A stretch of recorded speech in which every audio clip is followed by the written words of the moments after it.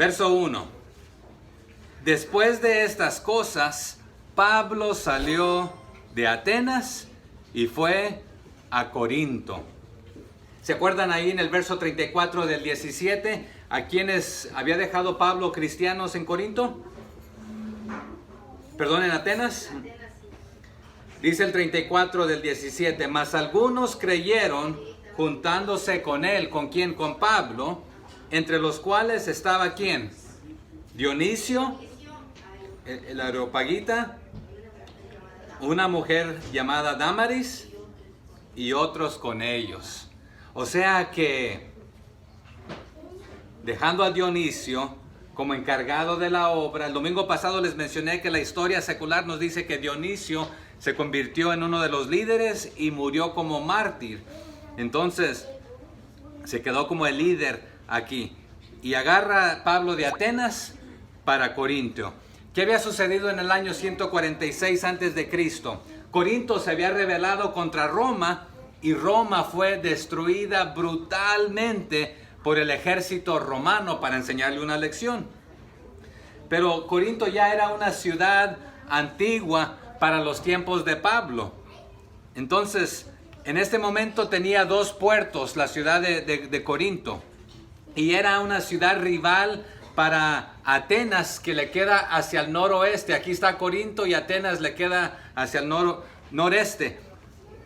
Y estuvo en ruinas esta ciudad por un tiempo, hasta que uno que se llamaba Julio César la reconstruyó nuevamente.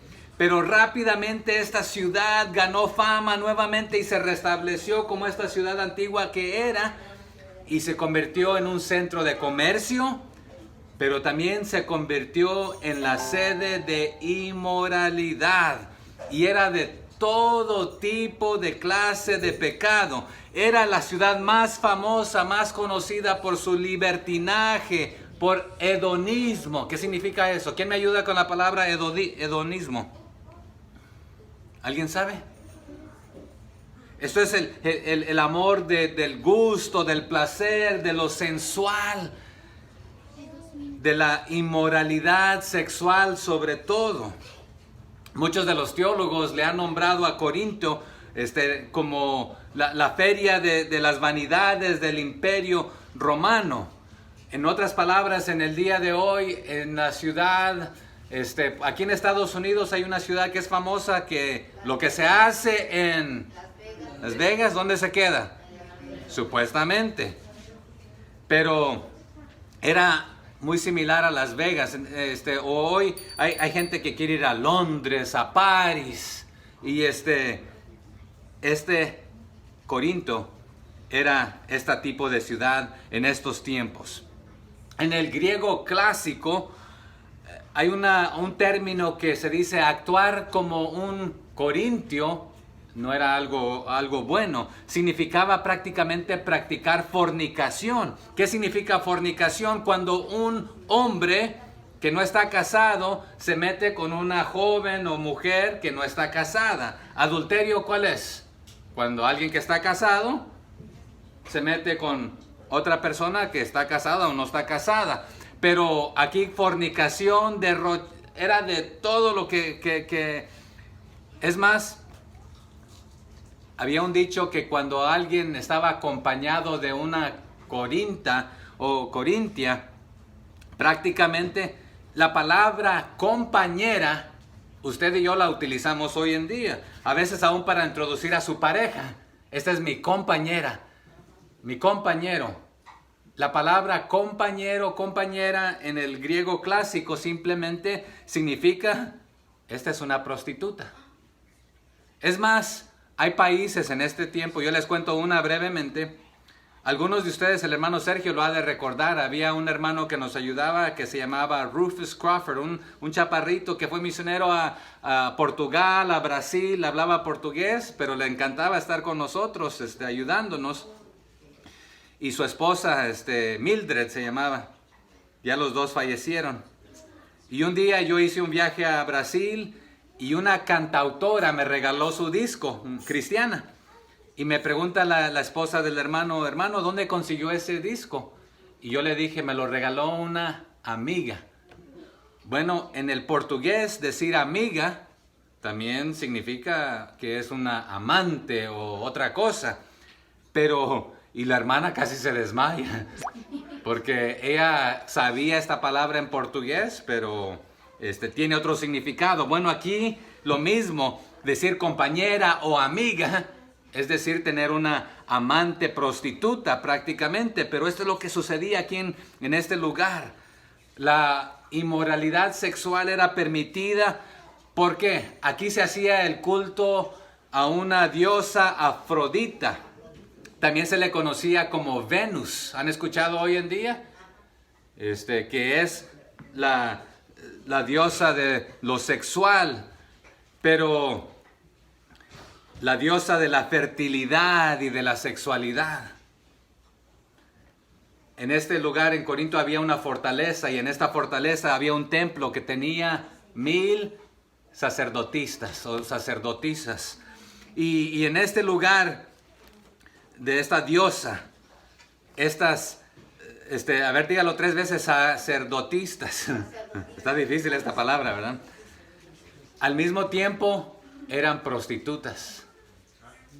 Entonces, ¿qué hacían? Supuestamente prostitutas sagradas.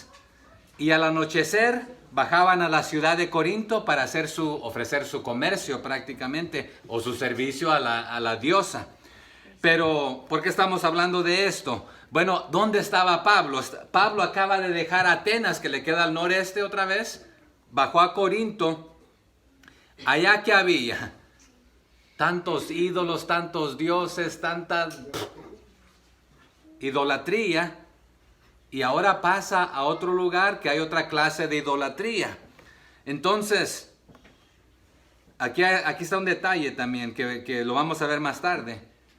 Acaba de llegar a Corinto, nos dijo el 18:1. Después de estas cosas, Pablo salió de Atenas y fue a Corinto. Pero es desde Corinto que Pablo también va a escribir la carta a los romanos. Más tarde les va a escribir 2 cartas a ellos. Pero cuando le está escribiendo a los romanos, los va a comparar un poco, a decir, ¿sabes qué? Ustedes los romanos son muy similares a los de Corintio. Hay corrupción, hay prostitución, se comportan como gentiles. Prácticamente es como que el uno se estuviera viendo en el espejo con el otro. Pero allá en Romanos 1 les va a decir esto, pero no vamos, por falta de tiempo, no vamos a ir a ver esto. Pero cuando más tarde les vuelve a escribir, ya cuando se va Pablo de Corinto, aquí acaba de llegar, pero cuando les escribe de regreso 2 veces, prácticamente les va a dar una lista larga de lo que ellos eran, de sus maldades, de su tipo de vida, de sus prácticas. Y se los hace de estilo de preguntas. Les dice, ¿no sabéis que los injustos no heredarán el reino de Dios? No se engañen, porque tampoco los fornicarios, ni los idólatras, ni los adúlteros, ni los afeminados, ni los homosexuales, ni los ladrones, ni los avaros, ni los borrachos, ni los calumniadores, ni los estafadores heredarán el reino de Dios. Eso se los dice en la primera carta a los Corintios en el capítulo 6. Pero inmediatamente después de esto les dice, todo esto eran ustedes antes. Esto erais algunos de vosotros, no todos, pero ya habéis sido lavados, purificados, santificados, justificados. ¿Por quién? Por medio del nombre de nuestro Señor Jesucristo y en el Espíritu de nuestro Dios. Pero vamos a arrancar aquí, 18:1, 18:2. ¿Qué sucedió aquí con Pablo? Y halló a un judío llamado Aquila, natural del Ponto, recién venido de Italia. ¿Con quién? Con Priscila, su mujer, por cuanto Claudio había mandado que todos los judíos saliesen de Roma. Fue a ellos. Entonces, aquí Pablo acaba de llegar a Corinto. Y su costumbre siempre ha sido, voy a las sinagogas, voy a predicar, ahí a enseñar, a evangelizar, tanto a los judíos como a los prosélitos, para que conozcan el verdadero mensaje de Jesucristo, y después voy a los gentiles. Pero también su costumbre es que los sábados iba a las sinagogas. En Atenas, ¿qué hizo? En lugar de solamente ir los sábados a las sinagogas, ¿qué hacía entre semana? O el resto de la semana. Todos los días evangelizaba, trataba a las personas que no... Aquí eran los filósofos, los epicúreos y los estoicos. Ya estaba trabajando de lleno allá. Pero dice, aquí acabo de llegar a una ciudad nueva. Por lo consiguiente me voy a conseguir un trabajo. Voy a buscar lo que yo sé hacer. Él hacía tiendas de campaña y lo vamos a hablar aquí enseguida. Pero se encuentra a uno que se llama Aquila, junto con su esposa Prisca es su nombre, buscando trabajo. ¿De dónde eran ellos? Judíos, pero naturales del Ponto. Regrésese al capítulo 2 de Hechos 2:9, por favor. ¿Se acuerdan cuando llegó el Espíritu Santo y había gente de todas partes del mundo? ¿Ya lo tienen? Porque les estaban escuchando la enseñanza en su propio idioma. 2:9. Aquí da la lista de todos los que están presentes. Partos, medos, elamitas y los que habitamos en Mesopotamia, en Judea, en Capadocia, en el Ponto y en Asia. Y luego continúa la lista ahí. Entonces Aquila y Priscila son del Ponto. Entonces de esta provincia ya habían ido a Jerusalén para este gran día del Pentecostés. Han escuchado el mensaje. Entonces ya hay cristianos de esta zona. Pero Aquila y Priscila no estaban viviendo en este momento en Corinto, sino que habían estado en el Ponto y viviendo en Italia. Se habían mudado varias veces. Es más, potencialmente la historia secular nos dice que 2 veces ya habían salido de su lugar. Pero son parte de los extranjeros que están escuchando el mensaje en Jerusalén. Más tarde también Pedro en su carta en Primera de Pedro 1:1, vaya conmigo ahí a Primera de Pedro 1:1 brevemente, solamente para ver ese versículo. ¿A quién se lo está dirigiendo Pedro su carta? Primera de Pedro 1:1. Entonces Pedro, apóstol de Jesucristo, a los expatriados de la dispersión en el Ponto, Galacia, Capadocia, Asia y Bitinia. Entonces, les está escribiendo a personas que ya han escuchado del mensaje, ya conocen del mensaje. Algo que no queda muy claro aquí es si Aquila y Priscila ya eran cristianos de trasfondo judío o Pablo los gana trabajando y colaborando con ellos.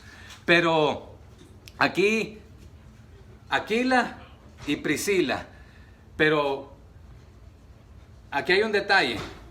El nombre verdadero de ella es Prisca, pero Priscila es en diminutivo con cariño diciéndole su nombre. Entonces el nombre Prisca proviene de una familia grande de Roma.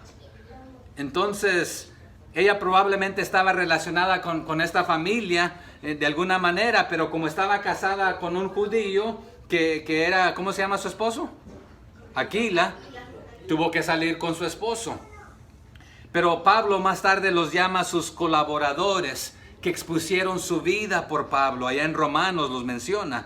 Es más, también cuando le escribe de regreso a los romanos en el capítulo 16, les dice, saludad a Priscila y Aquila, mis colaboradores en Cristo Jesús, que expusieron su vida por mí, a los cuales no solo yo doy gracias, sino también todas las iglesias de los gentiles. Entonces vamos a ver brevemente a Aquila y a Priscila, esta pareja que dijo, nosotros nos vamos a comprometer a servir, a ayudar, a colaborar. Vamos a no solamente ser colaboradores en negocio con Pablo, sino que vamos a trabajar de lleno en la obra, pero vamos a permitirle que también él trabaje de lleno en la obra. Y vamos a echarle ganas, vamos a ayudarle a sembrar iglesias. Es más, nosotros vamos a abrir nuestra casa para que también ahí se convierta la primera iglesia. Es más, Vaya conmigo a 1 Corintios 16, no los voy a hacer correr mucho, pero Aquila y Priscila abrieron su casa y mi casa y yo vamos a servir a Jehová, dijeron. No vamos a retroceder, vamos a seguir adelante. 1 Corintios 16, si me gana, pues 16, por ahí 19 creo que es. Las iglesias de Asia os saludan Aquila y Priscila. Ujú. La iglesia que está en su casa os saludan mucho en el Señor. Gracias, hermano. Entonces la iglesia de Asia les mandan saludos, ¿verdad? A ustedes los de Corinto, a los corintios. Pero ¿qué más? Aquila y Priscila con la iglesia que está en su casa. Entonces, ¿qué hicieron ellos? No solamente abrieron su casa, sino que lideraron para que una iglesia comenzase desde su casa. ¿Se acuerdan dónde comenzó la primera iglesia? ¿Quién puso su casa a los pies de los apóstoles y los discípulos? La mamá de Juan Marcos, familiar de Bernabé. ¿Y se llamaba? ¿Usted dijo el nombre? María. Entonces aquí también Aquila y Priscila. Y nótese que ahí donde se leyó, se nombra Priscila primero y luego Aquila. ¿Habrá alguna importancia? Es más, si usted lee y busca estos nombres, la mitad de las veces está primero Aquila y luego la otra mitad está Priscila. Pero era un matrimonio que colaboraban, no diciendo yo soy más importante que tú o solo mi chicharrón truena, sino que vamos a ser colaboradores. También Pablo a Timoteo en 2 de Timoteo 4:19 lo menciona, pero ¿qué había sucedido? Entonces regresemos un rato atrás. En acorde a la historia secular, la expulsión de los judíos de Roma ocurrió alrededor del año 49, 50 antes de Cristo. Y en estos tiempos también un historiador romano se llamaba Suetonio. Él dice que él era un historiador del primer siglo, que escribió que Claudio desterró a los judíos de Roma porque provocaron alborotos continuamente debido a una instigación de uno llamado tal Cresto. Así dice el historiador.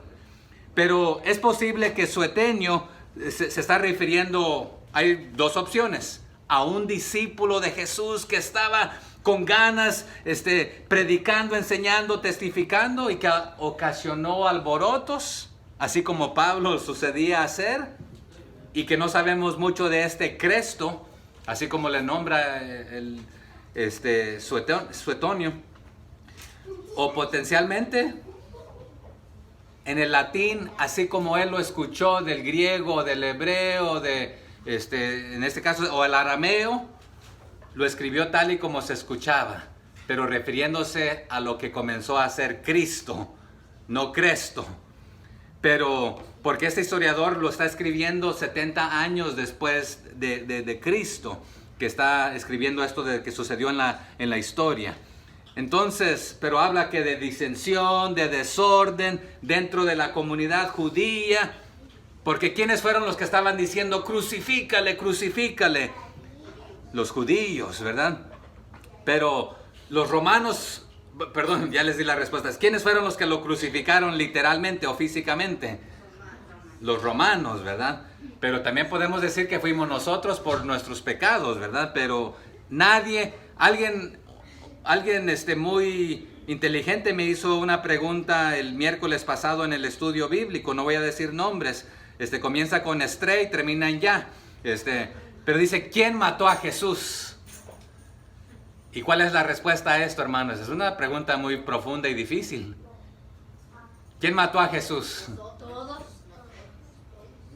Y romanos el mundo, los romanos, los judíos, nosotros.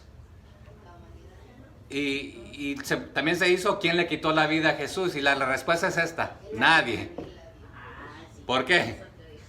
Ajá, se recuerda, ¿verdad? Porque nadie se la quitó, sino que él mismo la entregó. Sí, utilizó a los romanos, a los judíos, pero fue por nuestros pecados, ¿verdad? Entonces, pero en la sinagoga, ¿se acuerdan que al apóstol Pablo lo comienzan a sacar, a maltratar? Entonces, ya esto había iniciado en las diferentes sinagogas. Pero Por esto habían sacado a todos los judíos que salieran de Roma, porque ya no querían de esto. Entonces muchos fueron esparcidos a diferentes lugares que vivían dentro de Roma en ese tiempo. Vamos al verso 3. Y como era del mismo oficio, ¿quién? Pablo y ¿quién? Aquila y Priscila, se quedó con ellos. ¿Y qué hicieron? Y trabajaban juntos. No solamente en el oficio, sino en el ministerio. Vamos a ver. Pues el oficio de ellos, tanto de Pablo como de Aquila y Priscila, era hacer ¿qué cosa? Hacer tiendas. Hermanos, usted y yo nos podemos ganar a nuestros compañeros de trabajo en el mundo secular. Es más, podemos encontrar habilidades y trasfondos similares y comenzar por ahí para testificarles. Podemos testificarle a nuestros socios, podemos testificarle. Si nosotros tenemos un trabajo, ¿se le vale testificar al jefe? Sí. Se vale. ¿Al compañero? Se vale. Si usted es el dueño del negocio, puede testificarle no solamente a sus empleados, sino que también a sus clientes. Pero por ahí dicen que hay reglas que no se vale proselitar, pero usted realmente es libre de testificar donde quiera que usted vaya. Y vamos a ver aquí que dice, y trabajaban juntos. Esto es importante, porque Pablo, siendo el apóstol, él tenía derecho a recibir apoyo de las iglesias que él plantó. Es más, a esta misma iglesia que se están comenzando aquí en Corintios, en Primera de Corintios 9, del 17 al 14 y del 15 al 18, más adelante, bueno, vaya conmigo ahí, no, les dije que no los voy a hacer correr, pero aquí nomás. Primera de Corintios 9, del 9-7.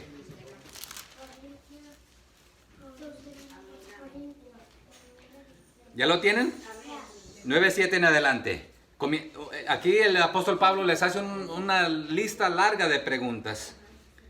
¿Quién fue jamás soldado a sus propias expensas? En otras palabras, cuando un ejército te emplea, te provee lo que necesitas, ¿verdad? No dices, yo voy a comprar mi propia arma, mi propio uniforme, sino que te provee lo que necesitas. ¿Quién planta viña y no come de su fruto?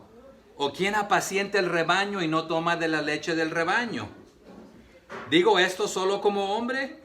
¿No dice esto también la ley? Porque en la ley de Moisés está escrito, no pondrás bozal al buey que trilla. ¿Tiene Dios cuidado de los bueyes? ¿O lo dice enteramente por nosotros?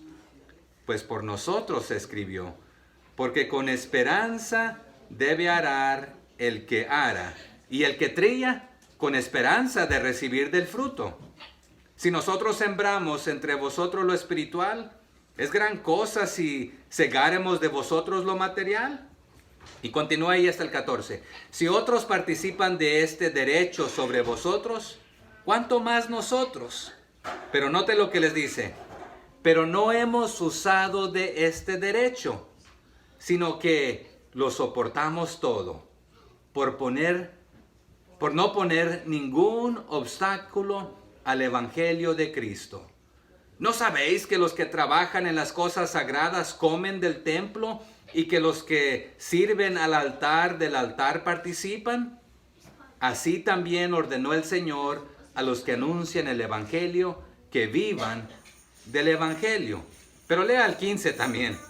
Pero yo de nada de esto me he aprovechado, ni tampoco he escrito esto para que se haga así conmigo, porque prefiero morir antes que nadie desvanezca mi gloria. Y ya que van encaminados, continúen hasta el 18. Pues si anuncio el Evangelio, no tengo por qué gloriarme, porque me es impuesta necesidad. Y ay de mí si no anunciar el Evangelio. Por lo cual, si lo hago de buena voluntad, ¿qué tendrá? Recompensa tendré. Pero si de mala voluntad, la comisión me ha sido encomendada. ¿Cuál es pues mi galardón? Que predicando el Evangelio, presente como gratuitamente el Evangelio de Cristo. ¿Para qué? Para no abusar de mi derecho, en el Evangelio. Entonces, regresamos ahí a Hechos. Pablo tenía derecho, hermanos, de recibir dinero y ofrenda y ayuda económica de la iglesia que él está iniciando. Sí, pero sin embargo, ¿qué hizo con Aquila y Priscila? Trabajaron en una vocación para ganarse el dinero, la vida, el pan diario, para no tener que depender de la congregación, de la iglesia que estaban comenzando y no pedirle a ellos, a los que están ganando para Cristo. Vamos a ver que aquí mismo en Corinto, cuando está comenzando la iglesia, le llega un visitante para animarlo, para fortalecerle, para ayudarle, también para traerle una ofrenda. Y más tarde les va a decir, ¿sabes qué? A ustedes los de Corinto, yo recibí ofrendas de otros para poder dedicarme de lleno a ustedes. A ustedes nunca les pedí en este aspecto y prefería morirme antes de pedirles, ¿verdad? Porque no quería que hubiera excusa. ¿Qué había sucedido? Antes él estaba acostumbrado a ir a las sinagogas, a los gentiles, a los judíos, judaizantes, a los prosélitos, pero ya fue a los idólatras y ahora aquí va a otra clase de idolatría. Pero no conocen mucho de la Biblia, más alguno que otro que ha regresado a esta zona, como Aquila y Priscila. Pero se está ganando la vida con su trabajo, un trabajo honesto, ganándose el pan. Y esto se vale. Hermanos, algunos de nosotros creemos que en esta vida es el trabajar para tener y para tenerlo mejor. Y pensamos que si el Señor nos diera solamente un poquito más de salario, un poquito más de dinero, un poquito más, que todo estaría bien, que ya no tendríamos problemas y dificultades. ¿Algunos hemos pensado así a veces? Espero que no, pero creo que la realidad es que muchos hemos pensado así. Señor, si solo me dieras un poquito más. Pero les quiero decir que usted y yo, en este momento, tenemos más que lo que hemos tenido en aquel tiempo que pensamos que sí, un poquito más. ¿Nos ha hecho más felices? Analícelo. Más bien a lo mejor pensamos que todo lo podemos comprar. Y ahí está, ¿verdad? A veces se cree que el dinero es la solución para todo. Y en estos tiempos, hermanos, y el trabajo desde Adán y Eva se hizo para alabar y glorificar al Señor. Y no estoy diciendo que no debemos esmerarnos y trabajar y ser los mejores trabajadores y ejemplares, pero que no sea nuestro todo, el trabajo ni el dinero. Los pajaritos, ¿de quién dependen, hermanos? Del Señor, ¿verdad? En estos tiempos también al judío, a todo niño judío, se le enseñaba no solamente la palabra del Señor, pero se le enseñaba y se le educaba a tener un oficio, sin importar qué fuera, para que supiera hacer algo con sus manos. O eran carpinteros, o eran pescadores, o hacían algo con sus manos. ¿Jesús qué fue? Y pescador también, ¿verdad? Porque cuando a los discípulos habían estado pescando y no encontraron nada, ¿qué está haciendo él? Dice, traigan de lo que ustedes sacaron, aquí les tengo ya listo el desayuno. ¿Qué les tenía ya? Un pescadito ahí. Hermano, feliz cumpleaños también. Pues se me pasó, hermano. Hay un pescadito ¿cómo eran? En las brasas, ¿verdad? Asado. Pero, entonces, al apóstol Pablo se le dice que hacía tiendas de campaña, con sus manos, otra vez algo. Hoy en día, este oficio, esto hacer de tiendas de campaña, pasó a ser una frase en las misiones modernas.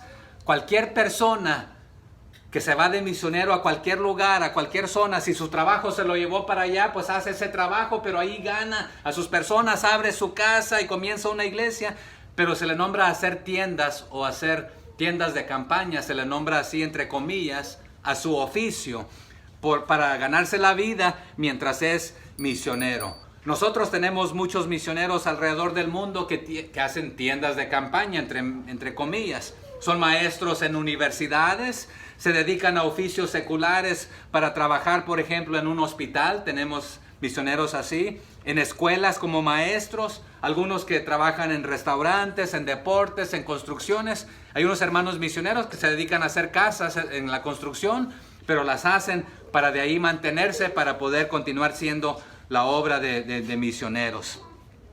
Mi padre, cuando se mudó de Houston, él trabajaba antes en los restaurantes y por muchos años continuó trabajando en los restaurantes como cocinero. Cuando se mudó para Dallas para comenzar la iglesia ahí, comenzó en un restaurante, cadena de restaurantes que se llaman Saltgrass, donde hacen los steaks. Y él era jefe de cocina y podía hacerte 100 steaks como los pidiera, lo pedía la gente, ¿verdad? Y entrenaba a los otros. Pero se ganó a la mayoría de los trabajadores para Cristo, que se convirtió en un problema, porque los domingos, ¿qué sucede? Muchos salen a comer. Entonces, a veces se llevaba la mitad de la cocina a la iglesia y la otra mitad se quedaba trabajando. Al siguiente domingo la otra mitad, etc. Pero el apóstol Pablo aquí se dedicaba a trabajar en la obra y en lo secular. Más tarde a los Corintios, en el 1 Corintios 4:12 les dice: nos fatigamos trabajando con nuestras propias manos, tanto físicamente como espiritualmente. Y en la segunda carta, en el capítulo 11, verso 9, les dice: y cuando estaba entre vosotros y tuve necesidad, a ninguno fui carga. Y es más, y me guardé y me guardaré no quiero serles gravoso o que tengan que se vean obligados de ayudarme. Pero a los tesalonicenses, el mismo Pablo en su primera carta a los tesalonicenses, en el capítulo 2, verso 9, les dice: porque os acordáis, hermanos, que de nuestro trabajo y fatiga, como trabajamos de noche y de día, para no ser gravosos a ninguno de vosotros. Y más tarde en su segunda carta también a los tesalonicenses, en 3:8, les dice: ni comimos de balde el pan de nadie, sino que trabajamos con afán y fatiga día y noche para no ser gravosos a ninguno de vosotros. Entonces, ¿a qué concluimos ahí? Pablo trabajó en lo secular y en el ministerio. ¿Se puede trabajar de lleno en lo secular y de lleno en el ministerio? Pablo dice que sí. Verso 4. ¿Qué hacía Pablo? Y discutía en la sinagoga. ¿Cuántos días? Todos los días de reposo. ¿Y qué hacía? Persuadía a judíos y a griegos. Así que aquí en Corinto continuó su misma práctica de ir a las sinagogas todos los sábados y hablarles a los que ya conocen de la palabra. Entiéndala, que se trata de Jesucristo. Dialogaba, razonaba, debatía, llegando a conclusiones, presentando el evangelio. Verso 5. Perdón. Y cuando Silas y Timoteo vinieron, ¿de dónde? De Macedonia. ¿A dónde? A Corinto. Pablo estaba entregado por entero a la predicación de la palabra, testificando a los judíos que Jesús era el Cristo. Así que cuando llega Timoteo, su hijo amado, le trae buenas noticias de cómo le va a los cristianos en Tesalónica. Por eso también le escribió a ellos, y que se mantienen firmes y adelante en la fe. No los quiero hacer correr, pero vayan conmigo a 1 Tesalonicenses 3. Ahí nomás para que confirmemos lo que les estoy diciendo. 1 Tesalonicenses 3, del 6 al 10. ¿Ya lo tienen? ¿Qué dice, hermano Carlos? Pero cuando Timoteo volvió de vosotros a nosotros, dio buenas noticias de vuestra fe y amor, diciendo que nos recordáis con cariño, deseando vernos, como también nosotros a vosotros. Okay. Por ello, hermanos, en medio de toda vuestra necesidad y aflicción, fuimos consolados de vosotros en medio de vuestra fe, porque ahora vivimos. Si vosotros estáis firmes en el Señor, por lo cual, ¿qué acción de gracias podemos dar a Dios por vosotros, por todo el gozo con que nos gozamos a causa de vosotros delante de nuestro Dios? Y note aquí el 10, por favor. Orando de noche y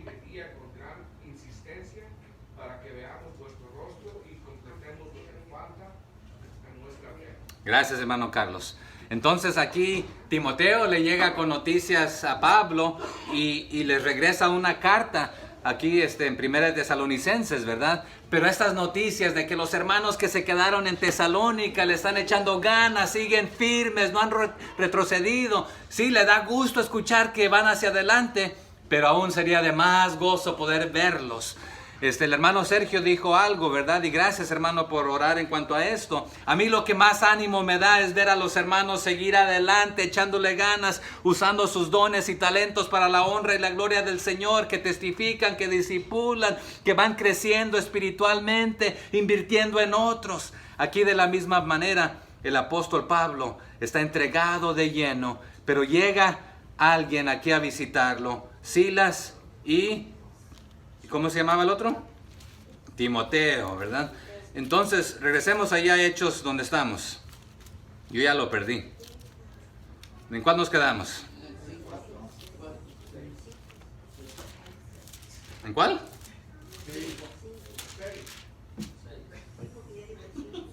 En el 5. Y cuando Silas y Timoteo vinieron de Macedonia, Pablo estaba entregado por entero a la predicación de la palabra, testificando a los judíos que Jesús era el Cristo. Entonces, si usted, no los voy a hacer correr ya, pero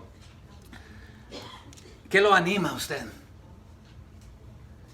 ¿O se desanima? Le puedo garantizar que la mayoría de nosotros, es más, me atrevo a decir que todos nosotros, a veces queremos una palabra de ánimo, queremos que alguien ahí nos dé aliento, y sabe que todo lo que queremos de los otros, a veces nosotros no lo hacemos para alguien más, pero es lo que esperamos de los demás. El apóstol Pablo, aún siendo apóstol, necesitaba ser animado. Y le animó la llegada de estos dos hermanos. Le animó a escuchar a los hermanos que siguen adelante. Podemos ser animados por una o dos personas al venir a animarnos. Y es más, a colaborar, porque es lo que llegan aquí Timoteo y Silas a hacer, a ayudar, a colaborar.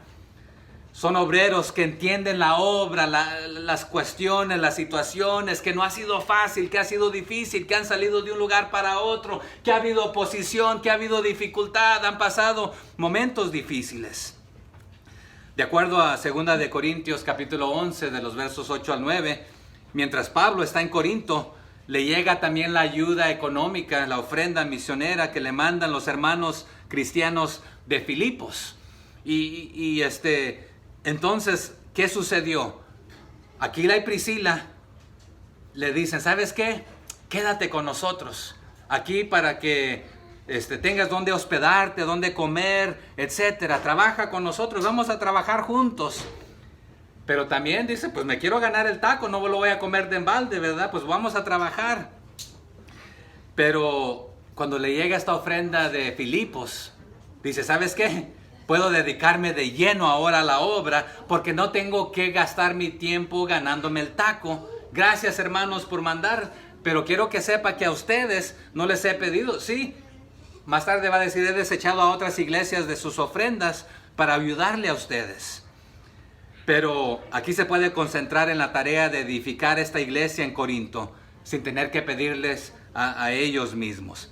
En Atenas ya estaba trabajando de lleno porque los sábados iba a las sinagogas y el resto de la semana al mercado, a las plazas, a testificar, allí a interactuar con los filósofos. Pero aquí también va a estar trabajando de lleno. Así está sucediendo cuando llega Timoteo y Silas. Verso 6. Pero, oponiéndose y blasfemando estos, ¿quiénes? Los judíos, no Silas y Timoteo, ¿verdad? Los judíos les dijo, sacudiéndose los vestidos, vuestra sangre sea sobre vuestra propia cabeza. Yo limpio, desde ahora me iré a los gentiles. Es la segunda vez, si no mal recuerdo, que les dice a los judíos, ¿sabes qué? Los dejo. Otros los sacaron y apedrearon, etcétera. Pero cuando les dice, ¿sabes qué? Ustedes no quieren nada con esto, rechazan a Jesucristo, pues me voy a dedicar a los griegos, a los gentiles. ¿Por qué? Aquí la mayoría de los judíos persistían en contradecir el evangelio de Cristo y blasfemaban. No querían creer ellos mismos y hacían todo lo posible para que otros no creyeran que Jesucristo es la solución. Así que Pablo intercambia a los judíos por los gentiles. No los abandona de lleno y completamente, aunque el judío ya rechazó a Jesús y a su evangelio. ¿Pero se pueden quejar, hermanos, los judíos? No, porque han tenido la primera oportunidad de escuchar el evangelio. Y para nosotros, hermanos, ¿cómo podemos aplicar esto? No continuemos yendo a aquellos que rechazan el evangelio continuamente, sino que si ya han sabido, no quiere decir que no los animamos y que los desechamos completamente. No invierta todo su tiempo en esto, sino que invierta su tiempo ahora yendo a aquellos que no han tenido la primera oportunidad de escucharlo. En los evangelios, el Señor Jesús había dicho algo en Mateo 7:8. No deis lo santo a quienes, a los perros, ni echéis vuestras perlas delante de quienes, de los cerdos, no sea que las pisoteen y se vuelvan y os despedacen. Entonces, cuando alguien continuamente rechaza el evangelio, no malgastemos nuestro tiempo ahí. No quiere decir que de vez en cuando todavía pero no gaste todo su tiempo ahí. Verso 7. Y saliendo de ahí se fue a la casa de uno llamado Justo, temeroso de Dios, la cual estaba junto a la sinagoga. Entonces, ¿qué sucedió? Pablo, cuando era desechado de los judíos de sus sinagogas, normalmente salía de esa ciudad, pero hoy se va a quedar. ¿Y a dónde se va? Se va a la casa de uno que se llama Justo. No es que está dejando la casa de Aquila y Priscila, sino que en lugar de testificar y predicar en las sinagogas, ahora Justo, un creyente, abre su casa y dice: hermano, que aquí se predique la palabra del Señor. Este Justo, en el griego, hay un juego de palabras aquí. Es un gentil, este Justo, pero es uno que ha sido justificado. Usted va a encontrar esto 3 veces ahí en el Nuevo Testamento. Ya hemos visto un justo anteriormente, pero este es Titius Justus en el latín, en el griego muy similar, pero al que le llaman o al que le nombran justo. Tito el justo, se puede decir. ¿Cuál Tito? Buena pregunta aquí para analizar. Así que mientras continúa Pablo viviendo con Aquila y Priscila, en lugar de ir los sábados a la sinagoga, entonces, ¿sabes qué? Gracias, Justo, Tito, por abrir tu casa. Ahí vamos a predicar y enseñar. Entonces, ¿usted y yo sabemos quiénes van a ser salvos, hermanos? ¿A quién hay que testificarle? A todos. Así que aquí Pablo con Justo y Aquila y Priscila, Silas y Timoteo han unido esfuerzos y están testificando en la ciudad de Corinto.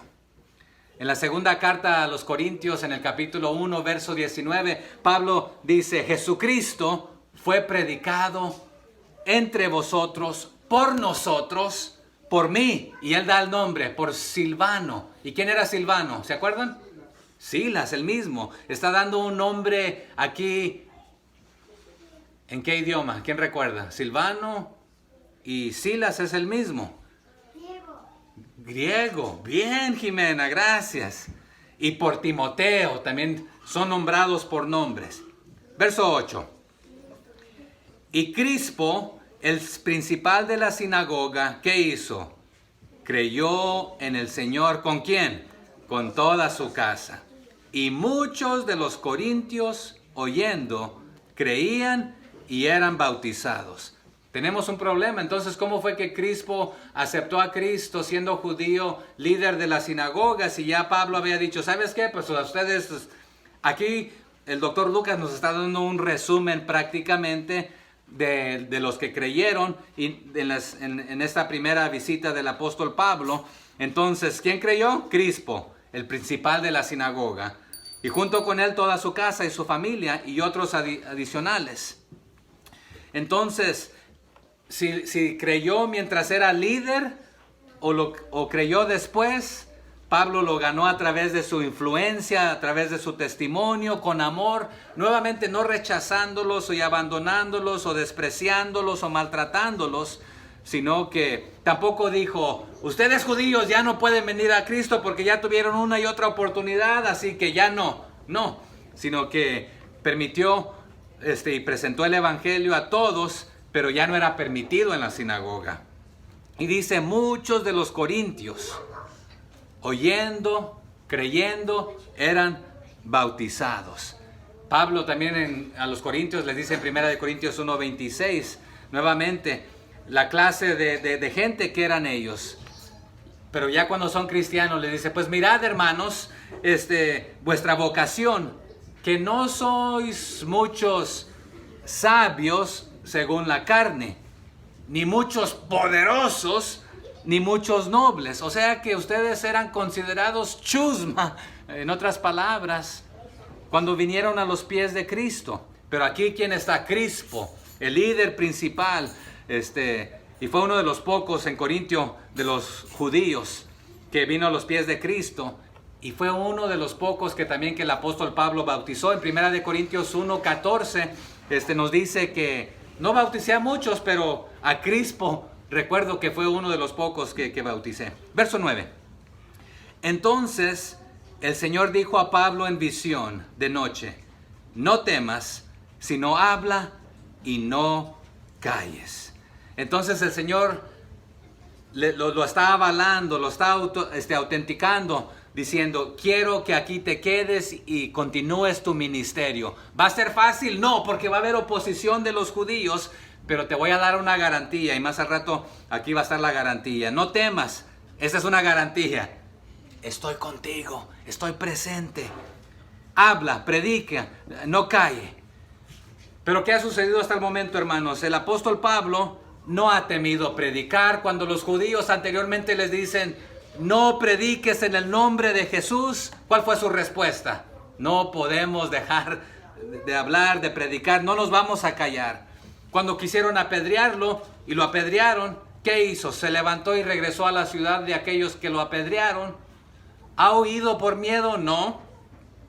El huir que ha sucedido fue obedeciendo lo bíblico. Cuando ya no te quieran en esta ciudad, salte y vete a otra para que huya a la siguiente ciudad. Es la palabra que usa para que otros escuchen el evangelio. Pero aquí quédate, continúa predicando porque no vas a morir aquí. Es la garantía que le va a dar. No temas. Pero cuando el Señor dice no temas, ¿por qué lo dice, hermanos?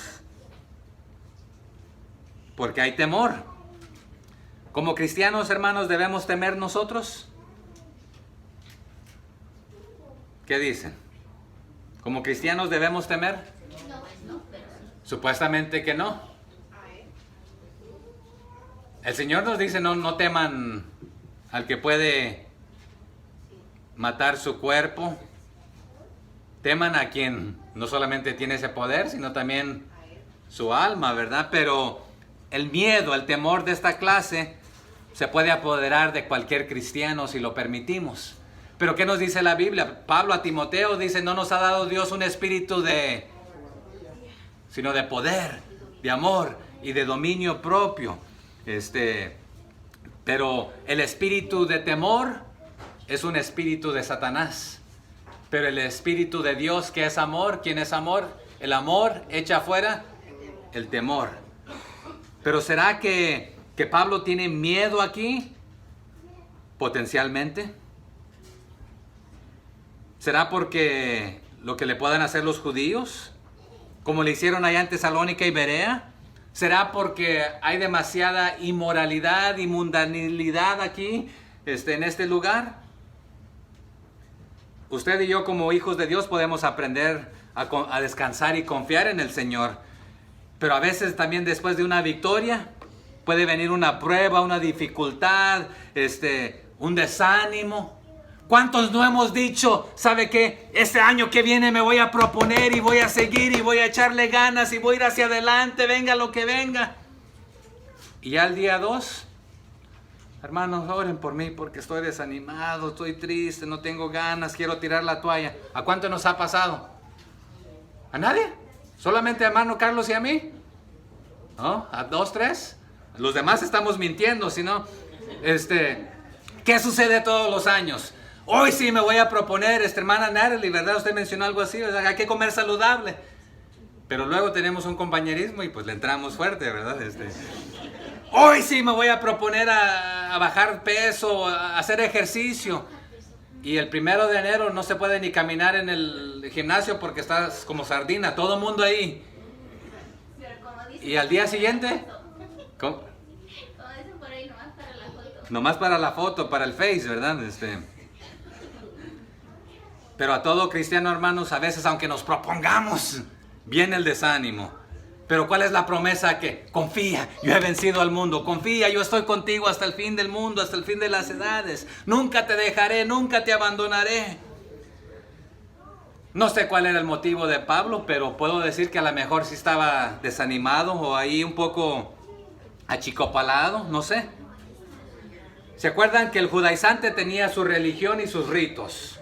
Y tenía sus ideas y su religión como su Dios. El gentil, al otro extremo, que no conocía al Dios verdadero. El griego era idólatra en Atenas, que tenía su conocimiento y sus ídolos como su Dios. A su centro, su ego, su pseudo conocimiento, pseudo sabiduría, pero así mismos como su ídolo. Y aquí el corintio tiene el placer, el sexo como su Dios, ellos mismos, toda cosa inmoral. Pero todos necesitan escuchar del Evangelio. Verso 10. Aquí está la garantía del Señor. Porque yo estoy contigo y ninguno pondrá sobre ti la mano para hacerte mal. Porque yo tengo mucho pueblo en esta ciudad. Leamos bien este versículo, hermanos. La garantía no es de que no será difícil. La garantía no es de que no habrá dificultades. Tampoco es de que aún no correrá riesgo físico. La garantía es de que nadie puede tocar su alma, ya que está segura en el Señor. Sí, debemos sobrellevar los unos las cargas de los otros. Y sí, siempre hay que depender del Señor, ya que Él prometió estar con nosotros todos los días. ¿Qué nos dice el salmista en el Salmo 23? Que aunque pasemos por el valle de sombra de muerte, no hay que temer. ¿Por qué? Él está. Pero ¿cuál era el motivo de Pablo de su temor? ¿Sería por la fuerte conmoción cultural idólatra de Atenas, de donde había salido? ¿O será que está experimentando aquí una conmoción moral idólatra en Corintio? No sabemos. Pero la garantía es esta, la presencia del Señor en su vida. Y cuando Él está con nosotros no nos puede hacer falta nada, ni en los momentos más difíciles, ya que tenemos al Señor. Su presencia, su ayuda, su respaldo, estamos en sus manos. Tenemos su compasión, su colaboración. Verso 11. Y se detuvo allí 1 año y 6 meses enseñándoles la palabra de Dios. Entonces el apóstol Pablo agarra otro temor. ¿Cuál es? El temor de detenerse de predicar y enseñar a Jesucristo, en lugar de temer al hombre. ¿Sabes qué? El Evangelio tendrá éxito porque sabemos cómo termina todo. Pero no quiere decir que va a ser libre de ataques y oposición. Aquí, basado en este versículo, vemos que este es uno de los pocos lugares donde el apóstol Pablo pasó más tiempo casi que en cualquier otro lugar. ¿Cuánto tiempo nos dice que se quedó ahí? 1 año y 6 meses. ¿Por qué tanto tiempo? Porque muchos de estos, ni del Evangelio habían escuchado y tenían que comenzar desde cero. Otra vez, la mayoría en otros lugares ya tenían algún conocimiento a través de un prosélito, de un judío, un judaizante o algo conocían. Pero Pablo a los Corintios en el 9:16, pues si anuncio el Evangelio, no tengo por qué gloriarme. Ya lo leímos, ¿verdad? Porque me es impuesta necesidad. y ay de mí si no lo anunciare. ¿Qué cosa? El evangelio. Verso 12. Pero siendo Galión procónsul de Acaya, y aquí en paréntesis, Acaya se le conocía casi a toda la región de esta zona de Grecia. Entonces había un procónsul, se llamaba Galión. Pero siendo Galión procónsul de Acaya, los judíos se levantaron de común acuerdo contra Pablo y lo llevaron al tribunal. Entonces Pablo sabe que está sucediendo esto y hay este potencial. Entonces mi teoría es de que este es el motivo del temor, pero el Señor le dice, ¿sabes qué? Venga lo que venga, pase lo que pase, yo estoy contigo. De acuerdo a la historia secular, Galión fue el procónsul o gobernador romano en Acaya alrededor de los años 51, 52, ahí después de Cristo. Galión fue un español que fue huérfano y prácticamente lo adoptó uno que se llamaba Lucio Junio Galión y le dio su nombre cambiándole el apellido de Galión. Bueno, ese es el apellido. Antes era Novato, un español.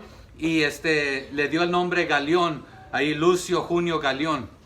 Y se convirtió hermano adoptivo de un célebre filósofo que se llamaba Séneca. Y fue el tutor de Nerón. ¿Recuerdan a Nerón? ¿Han escuchado de Nerón? Pero ¿qué fue, hermano Sergio? Un emperador. Que más tarde Nerón o sentenció a muerte a los galiones, o los animó a suicidarse, a quitarse la vida, o los obligó, de acuerdo a la historia secular, si usted la quiere leer después, ¿verdad? Pero durante el gobierno y el reinado de Galión, los judíos intentan unir a todos los judíos que están en desacuerdo con Pablo, quieren detener su predicación, quieren detener el evangelio, en toda la provincia aquí de Grecia. Verso 13, diciendo, esto es lo que los judíos dicen, persuade a los hombres a honrar a Dios contra la ley. Ahí va una media verdad y una media mentira. ¿Cuál es la acusación de los judíos?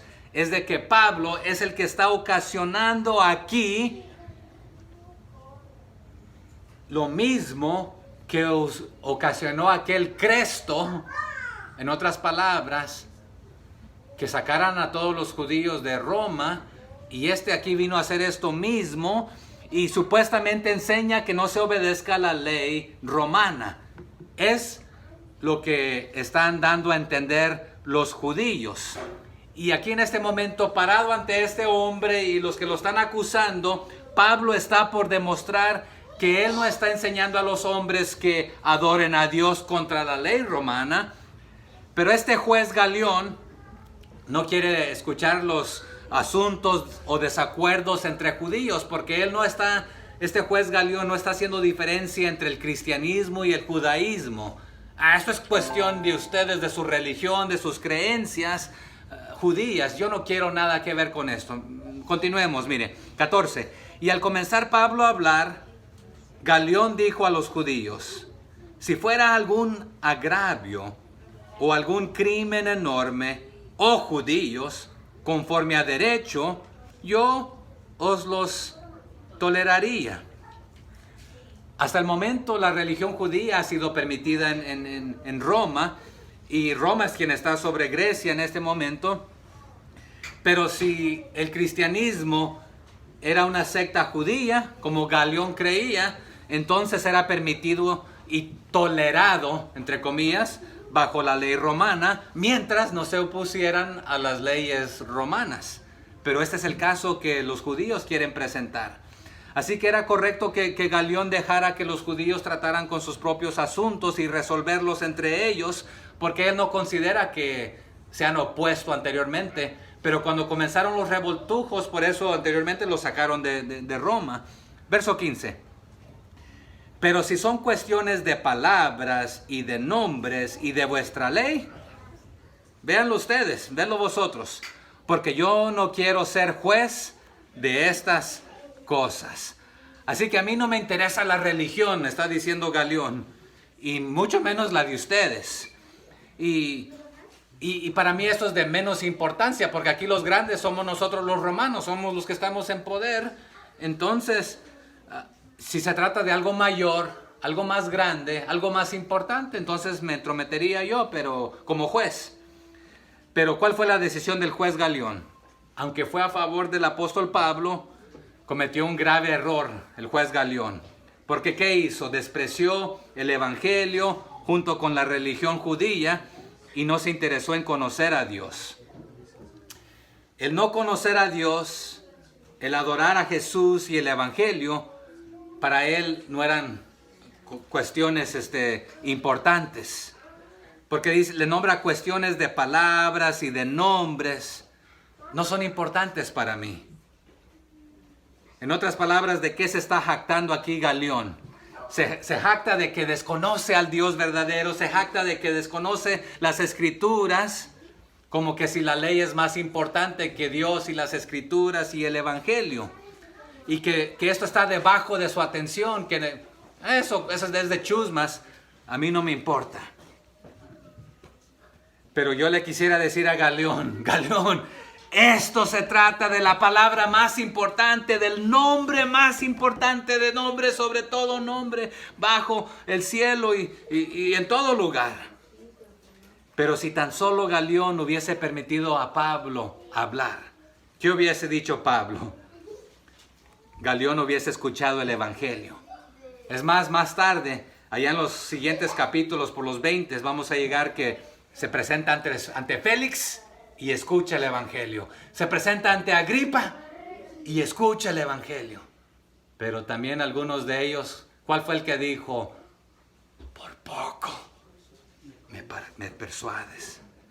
Y al echar, ahorita lo va a echar fuera. Bueno, en el 16 que dice, y los echó del tribunal. No solamente echó a Pablo, a los judíos, sino que echó fuera la oportunidad de escuchar el evangelio. Sacó a los judíos y a Pablo, al igual que la oportunidad de conocer al único y verdadero Dios. Verso 17. Entonces, todos los griegos, apoderándose de Sóstenes, principal de la sinagoga, le golpeaban delante del tribunal. Pero a Galión nada se le daba de ello. Tenemos un problema, parece, porque se saltó ahora nos da otro nombre de otro líder principal de la sinagoga, Sóstenes. ¿Cómo se llamaba el otro? Crispito, ¿verdad? Crispo. Crispo, porque aceptó a Cristo juntamente con toda su familia. Los judíos también lo desecharon de la sinagoga y como líder, entonces ponen a otro líder que se llama Sóstenes. Porque allá en el 18:8 se nos dijo que Crispo, el principal de la sinagoga, ¿qué hizo? Creyó en el Señor con toda su casa. Entonces ya no nos puedes liderar tú. Fuera. Y ponen aquí a Sóstenes. Pero si yo los llevara a 1 Corintios 1:1, bueno, se los voy a leer qué dice 1 Corintios 1:1. Dice así: Pablo, llamado a ser apóstol de Jesucristo por voluntad de Dios, y el hermano Sóstenes, a la iglesia de Dios que está en Corinto. ¿Qué sucede con Sóstenes entonces también? También viene a los pies de Jesucristo. Pero aquí Galión, regresemos a Galión, él quiere hacer justicia supuestamente. En la historia secular, a Galión se le conoce como el justo, que era equitativo, etc. Pero aquí, ¿qué hicieron los griegos? Los griegos han sido testigos de los malvados esfuerzos de Sóstenes antes de venir a Cristo. Quiere aplastar. Él es el líder en este momento. Después de que Crispo aceptó a Cristo, se convierte en el líder. Y ahora es el que lidera a los judíos ante el tribunal aquí de Galión. Pero los griegos se dan cuenta de sus malvadas hazañas y esfuerzos por aplastar a un hombre justo, al apóstol Pablo, al evangelio, según ellos haciendo justicia. Pero Galión, supuestamente también haciendo justicia, pero no sabe y no conoce al verdadero justo y Dios y su verdadera justicia. Hermanos, usted y yo, ¿por qué somos justos? ¿Por nuestros propios esfuerzos? ¿Por lo que hemos hecho? Por la justicia de Él, ¿verdad? Nos ha justificado. Pero aquí los griegos quieren tomar la justicia en sus propias manos y quieren vengar y hacer justicia, defendiendo al apóstol Pablo. Y arremeten ¿contra quién? Contra el líder de los judíos, contra Sóstenes. ¿Y qué hace Galión? Como que si ni está viendo. ¿Cuál es el dicho? Se hace de la vista gorda. Mirando hacia otro lado. Como, ustedes, ese es su problema. Arréglense como ustedes quieran. Pero el 18.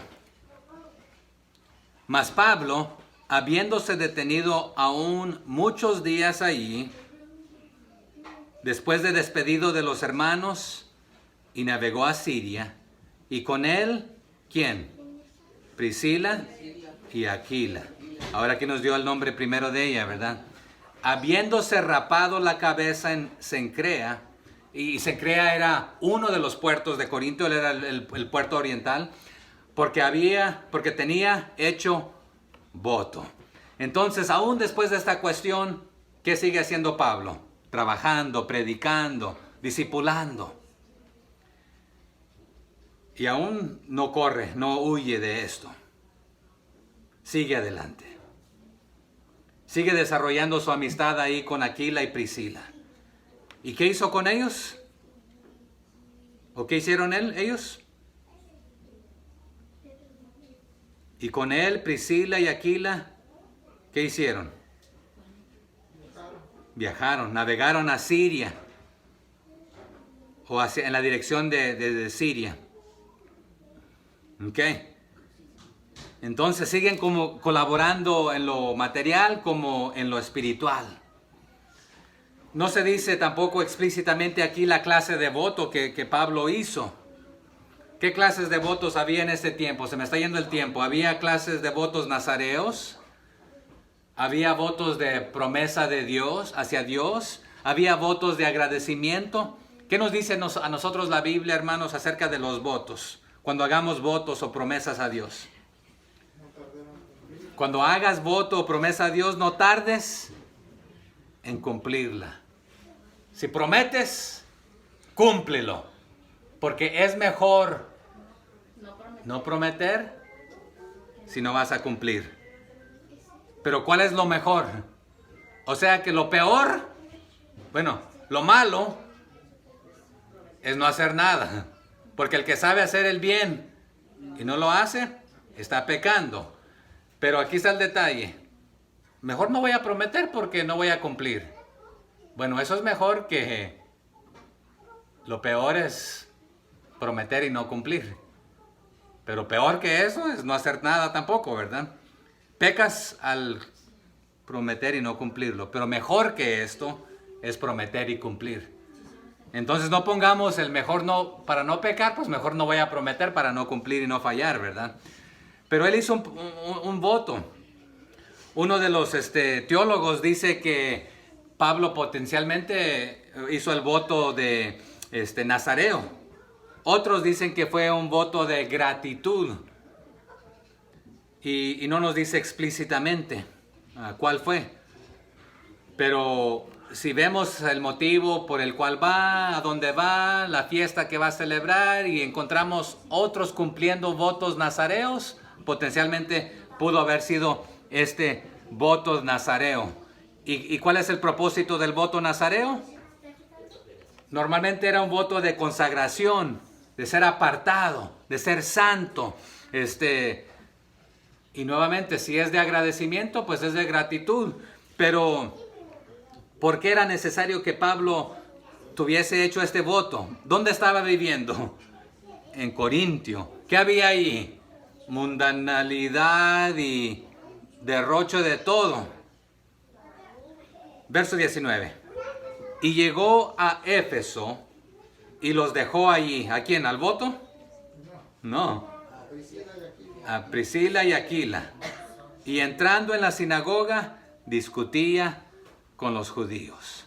Por fin Pablo llega a Éfeso. ¿Se acuerdan que antes de ir a Macedonia, ¿a dónde quería ir Pablo? A esta parte de Asia, a Éfeso. Pero el Espíritu Santo se lo impidió. ¿Se acuerdan allá en el capítulo 16, verso 6, verdad? Pero ahora finalmente el Espíritu le permite ir a Éfeso. Y no solamente eso, sino que deja ahí a sus colaboradores para que le echen ganas y animen a los hermanos que están en esta área a seguir adelante. Verso 20. Los cuales le rogaban que se quedase con ellos por más tiempo, mas no accedió. ¿Quién le rogaba a Pablo que se quedase? Los judíos de esta zona.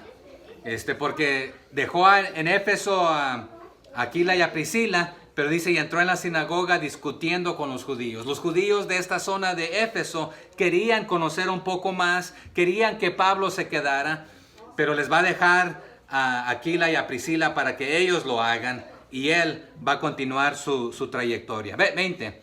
Los cuales les rogaban que se quedase con ellos por más tiempo, mas no accedió. Entonces, ¿quiénes son los que se quedan? Aquila y Priscila, en lugar de Pablo. Y ellos van a ser los que van a ayudar a la obra seguir adelante. Más tarde también van a venir otros a animar. 21. Sino que se despidió de ellos diciendo, es necesario que en todo caso yo guarde en Jerusalén la fiesta que viene. ¿Cuál fiesta viene? ¿El de Pentecostés? Pero otra vez volveré a vosotros si Dios quiere. Y zarpó de Éfeso. Entonces en el Antiguo Testamento, en el libro de Números, encontramos el voto nazareo. Separación del mundo, de la vida común. Y mientras las personas estaban bajo este voto, estos hombres, ¿qué no tenía que suceder? ¿O qué no podían hacer? ¿O de qué se guardaban, mejor dicho? Se guardaban de vino, del jugo de la vid, ¿verdad? De bebidas fuertes. No pasaba navaja por su cabeza, por su barba. Pero ¿qué nos dijo anteriormente que Pablo había hecho en Cencrea?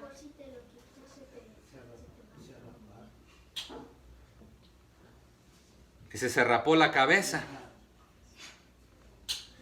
Pero cuando llegamos a Hechos 21-24, cuando finalmente llega a su lugar, vemos a un grupo de nazareos cumpliendo su voto y se están afeitando en este momento. Y en contraste, aquí las palabras en el griego usa afeitar y rasurarse. En 1 Corintios 11:6 usa otra palabra. Pero Pablo está regresando y lo que sí estamos viendo es que está cumpliendo su voto. Cual haya sido su promesa al Señor, la cumple. Usted y yo lo que aprendemos de ahí, cumplamos lo que prometamos. Y vamos a terminar aquí con estos últimos versos aquí. Habiendo arribado a Cesarea, subió para saludar a la iglesia y luego descendió a Antioquía. Entonces fue a Jerusalén a cumplir su voto en el templo, quizás a darle un reporte a la iglesia aquí, y luego ¿qué hace? Baja. Y el 23 dice, y después de estar allí algún tiempo, salió recorriendo por orden la región de Galacia y de Frigia, confirmando a todos los discípulos. Entonces va a ir por Tarso, por Derbe, por Listra, por Iconio, por Antioquía de Pisidia, confirmando a ¿quiénes? A los discípulos, comenzando su tercer viaje. Ahí vamos a recoger hasta el año siguiente, hermanos. Vamos a comenzar ahí, o a levantar ahí. Pero ¿qué con todo esto? ¿Qué aprendemos de Pablo? Ya terminé. La vida no es fácil, el ministerio no es fácil. Va a haber dificultades, va a haber contratiempos, va a haber oposición. Algunos nos van a desanimar, otros nos van a animar, nos van a apoyar, nos van a aplaudir a seguir adelante. Pero más importante, la voz del Señor diciendo, estoy contigo. Y usted y yo hoy tenemos la misma promesa. En Mateo 28, ¿cuál es, hermanos? Vayan y hagan discípulos a todas las naciones. Bautícenlos, enseñen, discípulenlos, ¿verdad? ¿Y cuál es la promesa al final? Voy a estar con ustedes. ¿Quieres la presencia de Dios en tu vida? Obedezcamos al Señor.